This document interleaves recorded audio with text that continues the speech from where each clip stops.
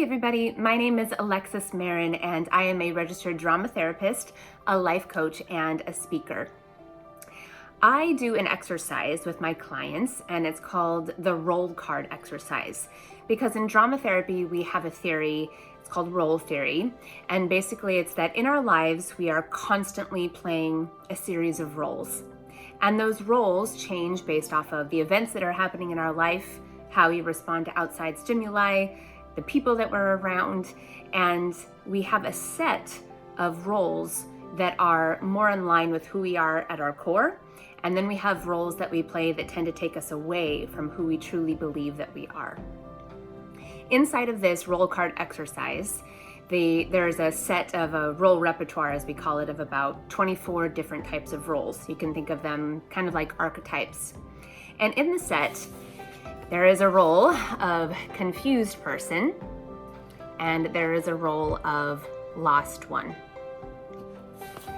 And I love it when my clients come up to these two roles in particular, because I like to ask people what they imagine is the difference between being lost and confused. For some people, they feel it's very similar. For some people, they feel that being lost is much worse than being confused. And I tend to think of them all on a spectrum. We tend to be lost, and then we tend to be confused.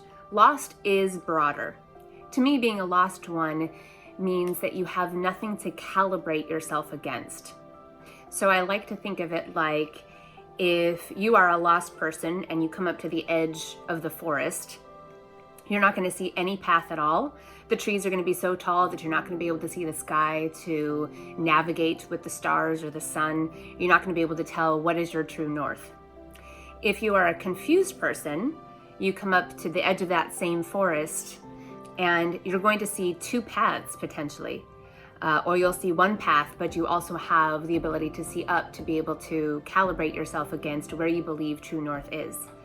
To me, being confused means that you have options. At least you have a choice. I've been reading a book by Carol Gilligan, amazing author. She wrote The Birth of Pleasure. And in that, she has a quote that says, "Once we see a path, following it becomes an option." So as I'm talking to you today, if you are identifying as a confused person, I want to say to you, bravo, good. That is a good sign.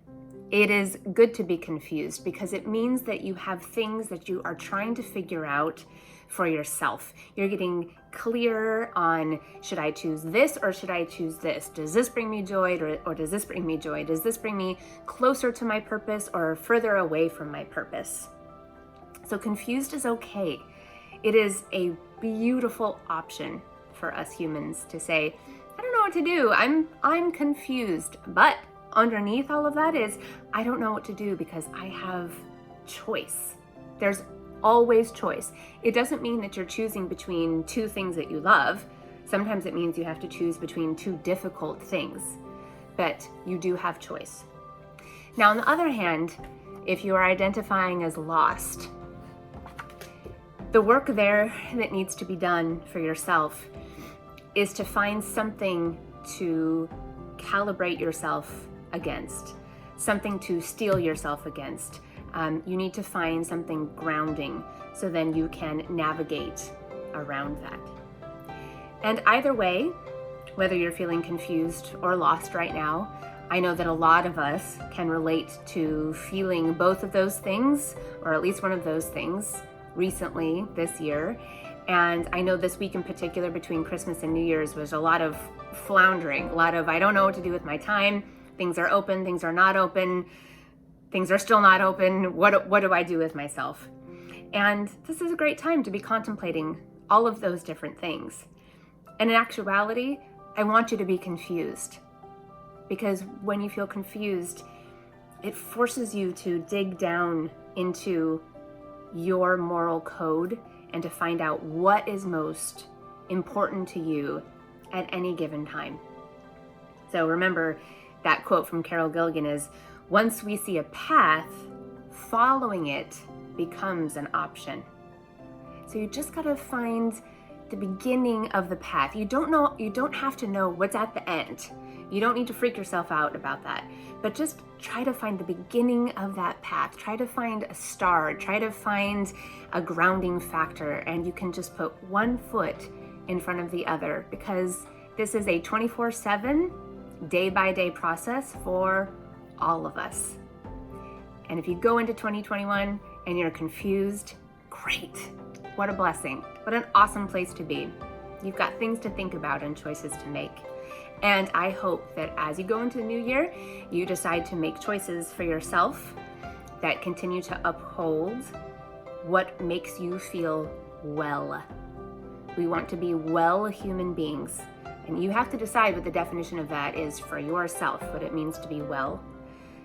That's why wellness is such a great integrative word. We want wellness in our life, and that is for you to figure out.